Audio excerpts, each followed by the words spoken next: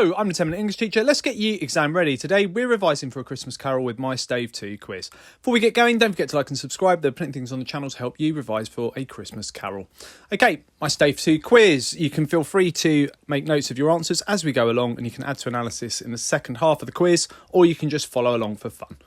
Okay, question number 1. What does our narrator, Charles Dickens, tell us is omitted from the Ghost of Christmas Past in the descriptions of that ghost at the beginning of Stave 2?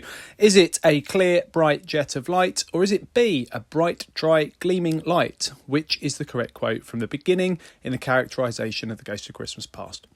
Okay, question number 2. The Ghost of Christmas Past is like a child, yet not so like a child as like what? Is it A, a wise man, B, an old woman, C, an old man, or D, a wise woman? Which is the correct phrase that ends the quote? Question number 3. Scrooge is taken by the Ghost of Christmas Past to see a vision of himself at school as a child. What kind of child is he said to be? Is it A, neglected by his friends? Is it B, a delicate creature? Or is it C, as solitary as an oyster? Question number 4. At his school, Scrooge sees a vision of his younger sister which evokes empathy for Fred. What is her name? Is it A, Belle, or is it B, Fan? Which is the correct name of Scrooge's younger sister that he sees a vision of when he's taken to his school days by the Ghost of Christmas Past? Question number 5. Fezziwig is Scrooge's former employer who he was an apprentice to, and we go to see him celebrating with locals and those that work with him at Christmas time. At Fezziwig's ball, Fezziwig dances with his wife. A positive light appeared to issue from Fezziwig's what? To finish the quote, is it A, body, B, legs, or C, calves? Which is the correct quote that finishes that reference off? Question number 6. Scrooge is beginning to change in Stave 2, and remembering Fezziwig's generosity, seeing him treating others with such kindness, makes him think of what? Is it A, a Christmas carol singing child from Stave 1? Is it B, his nephew Fred? Or is it C, his clerk Bob Cratchit? Question number 7. Scrooge is taken then to see his fiancée leaving him. She says, another idol has displaced me. What idol is she referring to that she says has displaced her? Is it A golden one? Is it B, business? Or is it C, gain? Question number 8. The vision of his fiancée leaving Scrooge is said to be what? Is it A, destroying? Is it B, torture? Or is it C, hellish? Question number 9 now. Scrooge sees his fiancée later in her life. There are 2 visits to see her. And when we see her for the second time, she's married to another man. Where has her husband seen Scrooge? Is it in his office window? Is it in the street? Or is it by Jacob Marley's bedside?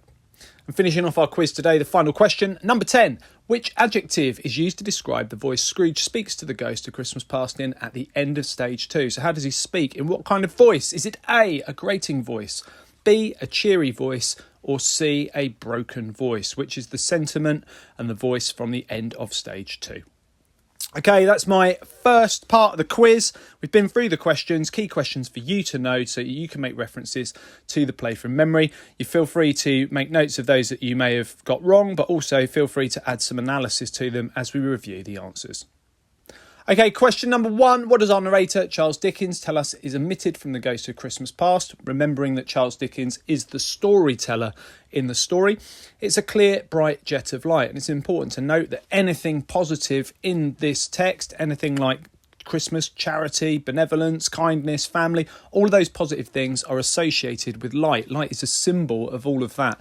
And conversely, darkness is associated with things like consequence and suffering and misery and loneliness and greed. All of those ideas, those key themes are symbolised by darkness. There's a key opposition throughout the text.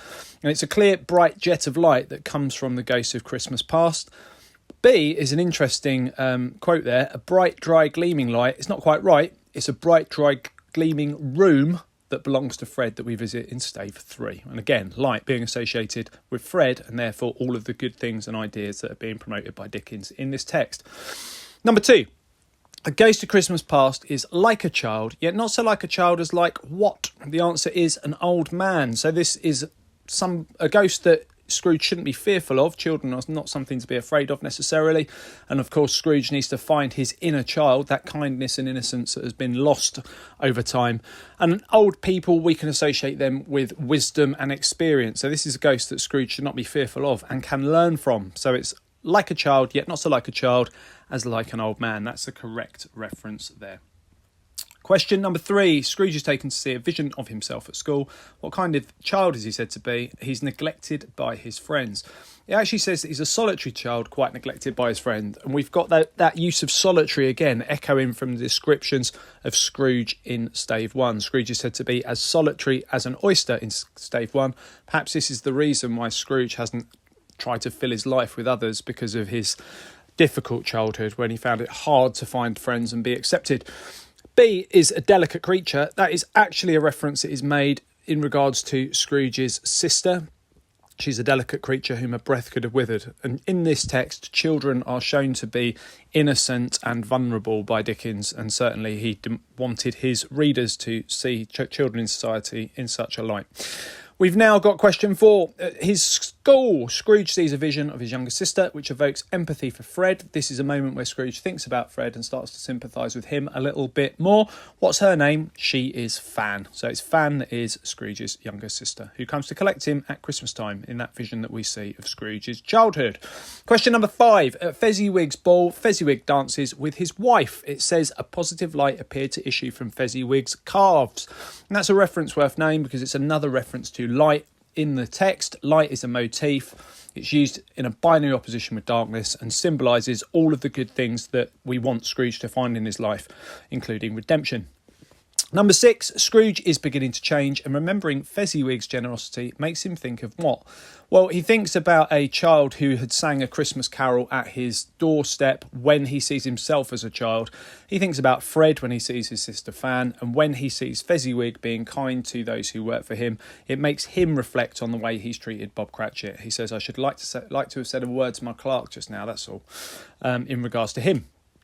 Question number 7. We've got Scrooge taken to see his fiancée, Belle, and she is leaving him. She says, another idol has displaced me, and the idol that she refers to is a golden one.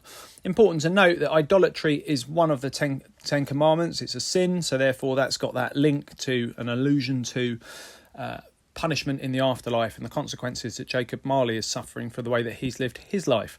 So she says a golden one, but she does also say that he's been engrossed by gain, and that's capitalised and personified in that exchange between her and Belle and Scrooge.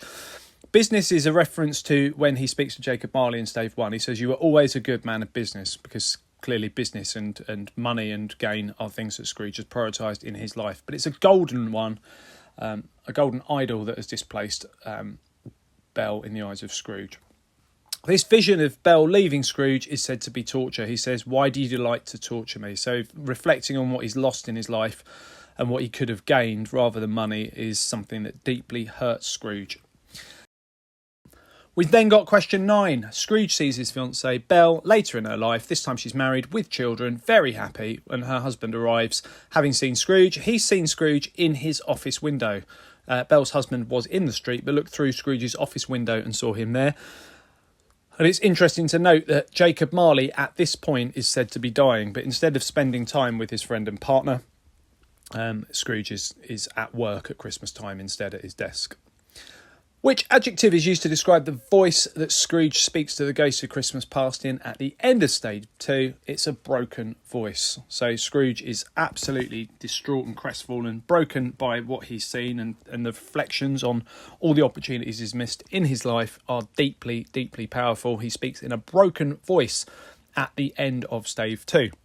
It's a grating voice that Scrooge has in Stave 1, and it's interesting that Dickens uses voices many times to characterise these characters, and they're often contrasting. It's a cheery voice that the Ghost of Christmas Present has. So Scrooge has got a grating voice, which then becomes a broken one, and the Ghost of Christmas Present has a cheery voice. He's a very contrasting character, provides a bit of an opposition to Scrooge in that respect. Okay, check out the other videos on my channel. I'll continue to add content. Feel free to ask for something you'd like to see me cover in the comment section. Don't forget to like and subscribe and share, and keep revising.